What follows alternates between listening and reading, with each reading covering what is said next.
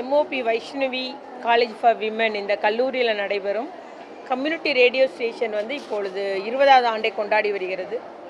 இந்த community radio station முதற்கட்டமாக 2 ஹவர்ஸ்க்குன்னு ஆரம்பித்தது. இன்றைக்கி வந்து 16 ஹவர்ஸ், ஒரு நாளைக்கு 16 மணி நேரம் அது இங்கே உள்ள சுற்று வட்டாரம் உள்ள எல்லாரும் பயனடையக்கூடிய அளவுக்கு வெறுமன கல்லூரி மாணவிகள் மட்டுமல்ல, சுற்று வட்டாரத்தில் உள்ள எல்லா தரப்பு மக்களுக்கும் பயன் தரக்கூடியதாக அதனுடைய நிகழ்ச்சிகள் அமைந்துள்ளது.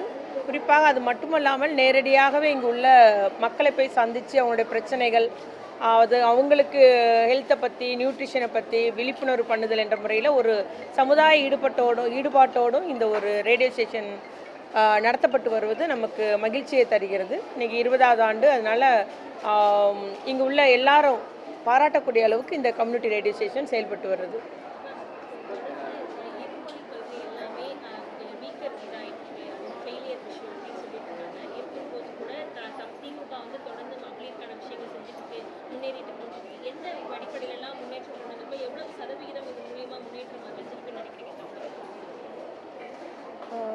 இப்போ வந்து நம்ம பெண்கள் உழைக்கும் மகளிர், அதாவது உற்பத்தி துறையில் உள்ள தொழில் முனைவோர்கள் வந்து கிட்டத்தட்ட 42% இந்தியாவிலே வந்து நம்ம 42% பெண்கள் வந்து தமிழ்நாட்டில் தான் இருக்குன்றது கவர்மெண்ட் ஆஃப் இந்தியாவுடைய ஆய்வறிக்கை, அவங்களுடைய ரிப்போர்ட் மூலம் தெரிய வருது. அவங்களே சொல்லியிருக்கிறாங்க, அதிகம் இந்தியாவிலே முதன்மை மாநிலம் தமிழ்நாடுன்றது. அதே மாதிரி உயர்கல்வி படிக்கக்கூடிய மாணவர்களுடைய எண்ணிக்கை வந்து தமிழ்நாட்டில் தான் அதிக அளவு இருக்கிறதுன்றது கிட்டத்தட்ட 42% மேலே இருக்குது. அதே மாதிரி நம்ம புதுமை பெண் திட்டம்லாம் வந்தப்புறம் பார்த்திங்கன்னா 10% அளவுக்கு நமக்கு உயர்கல்வி கல்லூரி கல்வி படிக்கிற மாணவிகளோட எண்ணிக்கை அதிகரிச்சிருக்கு. அதுமாதிரி மோட்டார் வாகன உற்பத்தி துறையில் தமிழகம் தான் இந்தியாவிலே முதன்மை மாநிலமாக இருக்குது.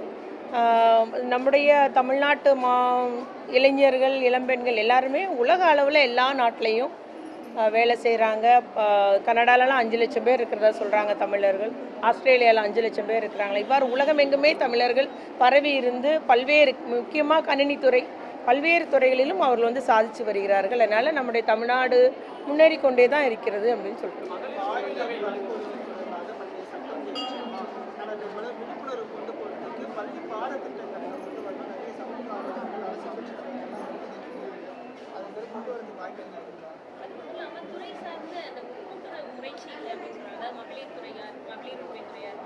பள்ளிக்கல்வித்துறை மற்ற துறைகளோட இணைந்து செயல்படல, காவல்துறை எல்லாமே சேர்ந்து செயல்படல, எல்லாமே தனித்தனியாக திட்டங்கள் இருக்குது, நிறைய வாய்ப்புகள் இருந்தாலும் அது செயல்படலை சரியா அப்படின்னு இல்லை. விழிப்புணர்வு உருவாக்குறதுல சேர்ந்து தான் போகிறாங்கங்க.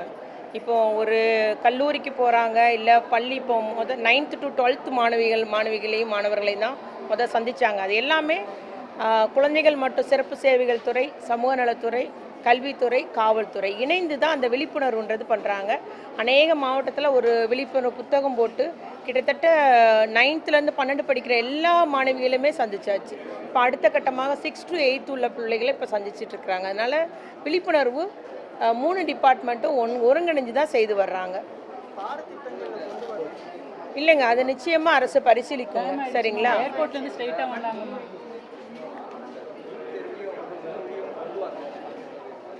நீட் தேர்வு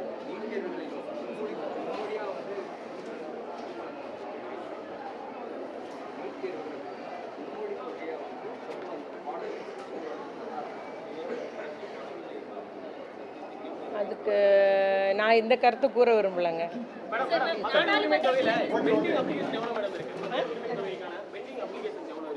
தெரியலங்க, சரியான நம்பர் எனக்கு தெரியல.